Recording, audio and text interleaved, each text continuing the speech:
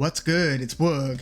Keyshawn Davis, 13 wins, 0 losses, and 1 no contest, is about to defend his newly earned WBO lightweight title against Edwin de los Santos, 16 wins and 2 losses. Now, Keyshawn Davis has been shining as of late. He's a former Olympic silver medalist. He had a reputation going into the pro ranks, and he pretty much gradually increased his level of opposition with his wins. He had a couple lulls. He had some of the fights that went the distance where it seemed like, yeah, he was winning the rounds, but he wasn't really separating himself from the opponent.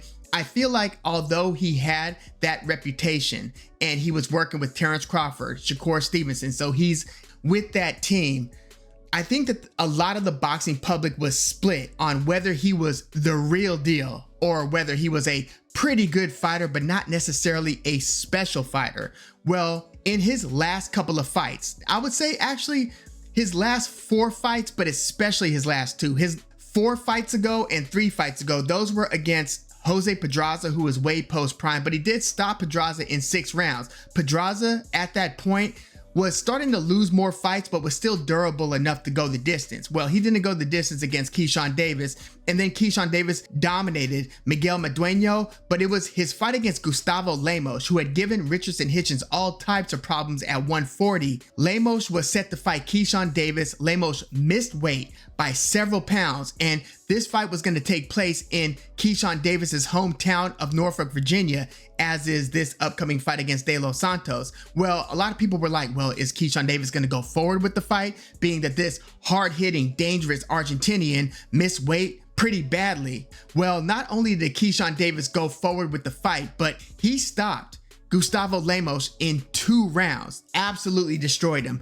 caught him with beautiful left hooks, straight rights, caught him coming in, caught him on the exit. He was just vastly superior that night to Lemos, and he really changed his reputation. Not that he had a bad reputation. I mean, 5 fights ago, that one was turned into a no contest because he tested positive for marijuana, but at that point, he said he then made a change in his life personally to kind of get over some of the mental hangups that he had been having and to be in a better space overall going forward with his career. So he already had a good reputation, but this one enhanced it because of how high risk the situation seemed to be, and then how Keyshawn Davis handled it. Again, dusted off Gustavo Lemos, knocked him out in 2 rounds, and then he challenged Denis Berinchyk, a pretty good Ukrainian fighter, beat Navarrete. Navarrete stepped up again to try to become a 4-division champion. Well, Denis Berinchyk ended up beating Navarrete to win the WBO lightweight title. So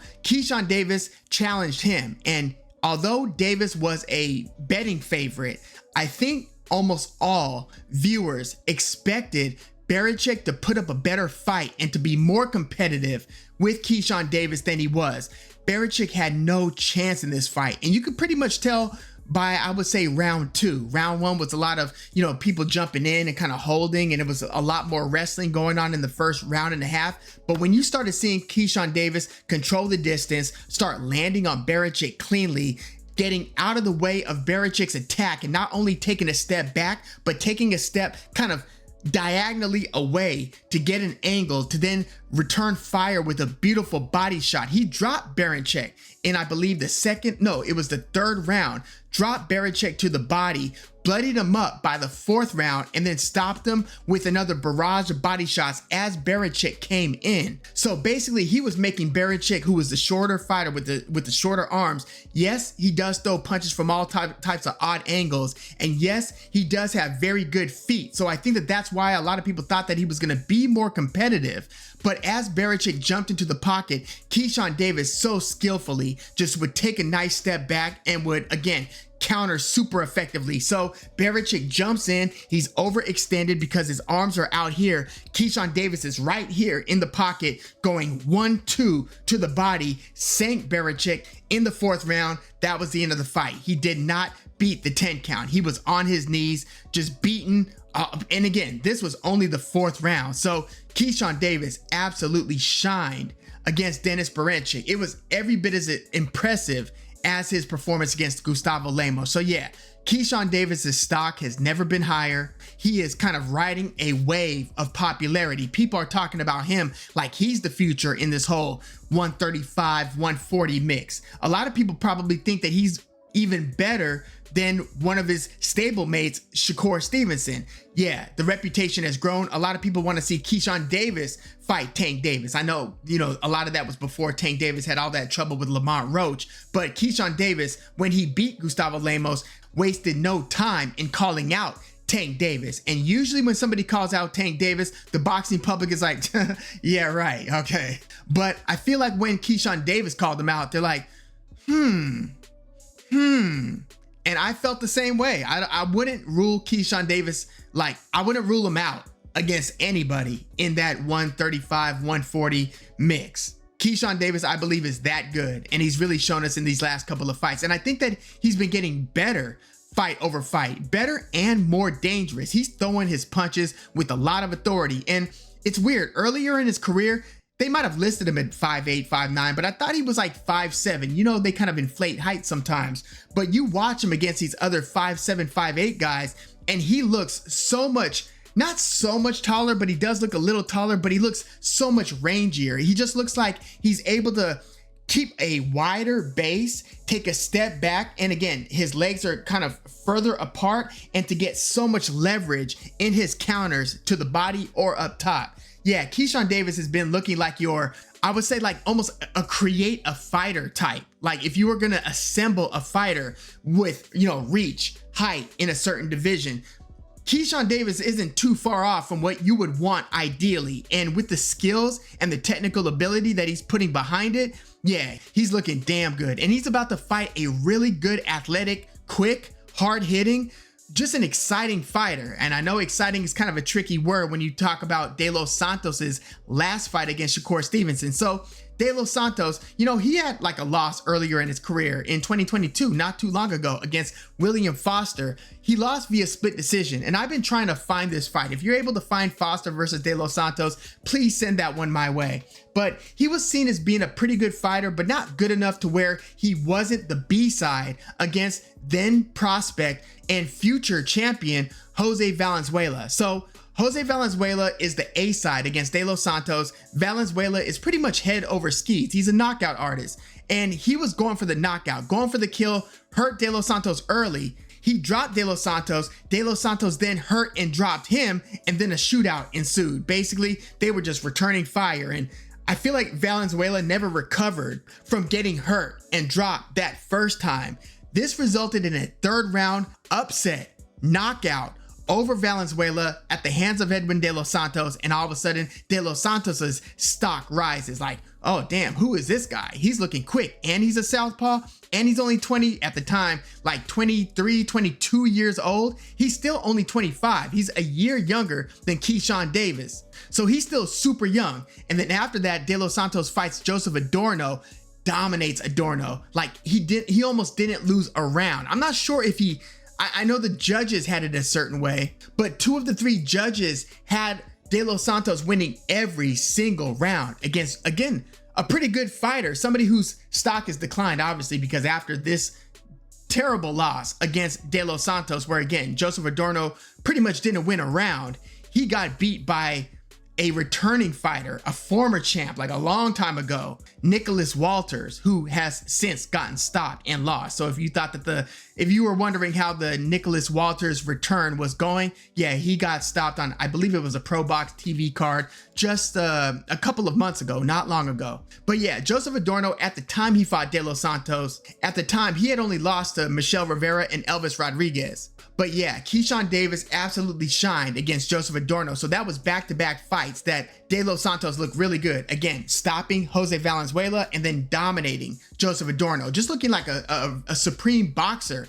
compared to Adorno. Being way too quick for Adorno's attacks to mean anything, to catch him with counters, to hit him constantly with jabs from the outside, to use that southpaw stance to kind of be able to feint Adorno out of position and then catch him with a clean shot. Yeah, De Los Santos was looking really good, and that led into the fight against Shakur Stevenson, where a lot of people were wondering, given De Los Santos's speed, the southpaw stance, just everything that he had shown us in those last couple of fights, will Shakur Stevenson be able to handle De Los Santos? It was an open question, but again, it resulted in one of the most boring fights you could imagine. Shakur Stevenson pretty much won a 116 to 112 type fight. I think 2 of the judges' scorecards had that, and then the other one had it like 115 to 113.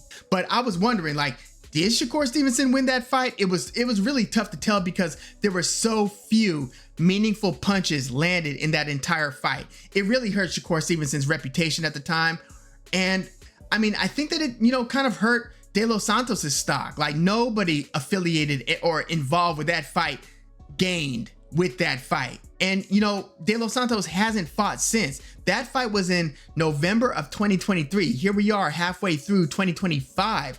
And this is De Los Santos' first fight. Like, Shakur Stevenson has fought twice since that De Los Santos fight. And he has this upcoming William Zepeda fight scheduled. Can't wait for that one. But yeah, this is De Los Santos' first fight since that Stevenson debacle, I would say. Not because he lost by several rounds or got knocked out, just because it was, again, one of the most boring fights you could imagine. So here we are with Keyshawn Davis versus Edwin De Los Santos. And, how is Keyshawn Davis going to handle the speed?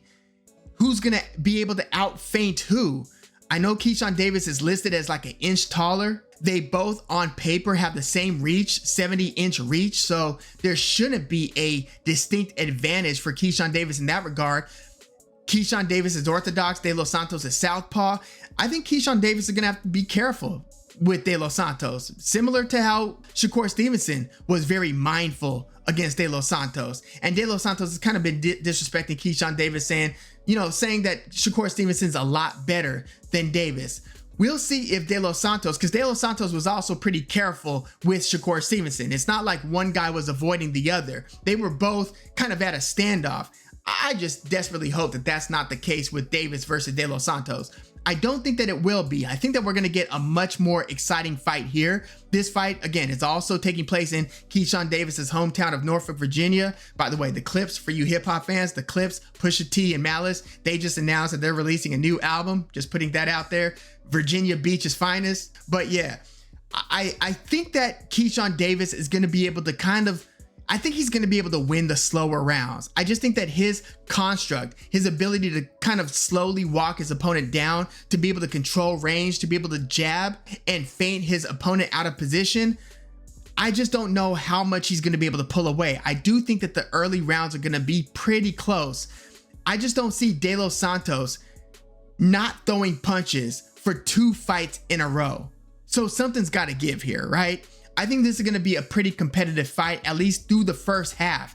I think that he might even score a flash knockdown over Keyshawn Davis. I wouldn't be surprised if Keyshawn Davis is a little surprised by the speed early in this one. I don't think Davis is going to have a distinct speed advantage. I don't know if Keyshawn Davis hits harder than De Los Santos. De Los Santos, again, athletic and an impressive, speedy puncher with some power. I mean, 14 out of the guy's 16 wins have come via knockout. So look, I think Keyshawn Davis is going to get a little bit rocked at some point in the first half of this one, but I think that he's going to figure out the angles by the second half. Again, I mean, the guy trains with Shakur Stevenson, so he's no stranger to southpaws, at least in the gym. So I expect the second half of the fight to be a lot more pro Keyshawn Davis than the first half of the fight. Like, I wouldn't be surprised if De Los Santos is up like 3 rounds to 1 after 4 and Davis has to continue to figure things out. But I think that he will. I have a lot of respect for his IQ, and I think that he's going to start walking De Los Santos down, and I think he's going to start winning rounds in the second half of the fight. I don't think he's going to be, because I think the first half is going to be so competitive, again, maybe even featuring a knockdown. I don't think that there's enough time in the back half of the fight for Keyshawn Davis to really pull away on the scorecard. But I think that he's going to win something like a 116 to 112 type of decision. I'm talking 8 rounds to 4, maybe even 7 rounds to 5, but I think more like 8-4, maybe even one judge who has it wider for Keyshawn Davis, maybe 9 rounds to 3. I don't think I'd be a little surprised if he drops Edwin De Los Santos. Again, I think that he's been looking really good, but De Los Santos to me is a lot more dangerous than Dennis Berinchyk and is a lot quicker and a better boxer than Gustavo Lemos. But again, I have that much respect for Keyshawn Davis's IQ. I think he wins this one more authoritatively than Shakur Stevenson did. Again, that one is almost not even worth mentioning aside from trying to figure out why. I mean, they say, well, Stevenson said that he had a hand injury and that's why he didn't engage more. Well, I think you're going to get a lot more engagement from Keyshawn Davis, and I think that he's going to win again, something like 8 rounds to 4. And I think it's ultimately going to be because De Los Santos kind of overextends when he jumps in with some of his power shots. And although he outboxed Adorno cleanly, I don't think he's going to ultimately be able to get out of the way of Keyshawn Davis's jab. And I think that Keyshawn Davis is going to be able to take those educated steps back and, you know, diagonally, laterally when De Los Santos jumps in, and it's going to be able to go to De Los Santos's body effectively. I think that's going to be a part of the winning recipe for Keyshawn Davis, the body attack over time. But again, I expect fireworks and I expect some, ooh, like what's going on here moments in the first half of the fight. I think this is going to be a pretty good one. But again, I think Keyshawn Davis is going to figure it out by the second half of the fight and is going to win a close and competitive but somewhat clear decision over Edwin De Los Santos. But yeah, let me know your thoughts on this WBO lightweight title fight between Keyshawn Davis and Edwin De Los Santos. Do you think, well, first of all, are you expecting this one to be a dud like Stevenson versus De Los Santos, or are you expecting a much more exciting fight? And do you think De Los Santos is going to be competitive? And how competitive do you think he's going to be? Like, is he going to be able to win a few rounds to where it's like, to where the scorecard starts getting a little bit tricky? Do you expect him to buzz or hurt Keyshawn Davis at any point of the fight? Again, I think Keyshawn Davis is going to have to respect De Los Santos' speed and power, especially in those early rounds. But yeah, let me know your thoughts on all this in the comments. Like the video, subscribe to the channel if you are into the fight talk. I'm Woog. Thanks for tuning in.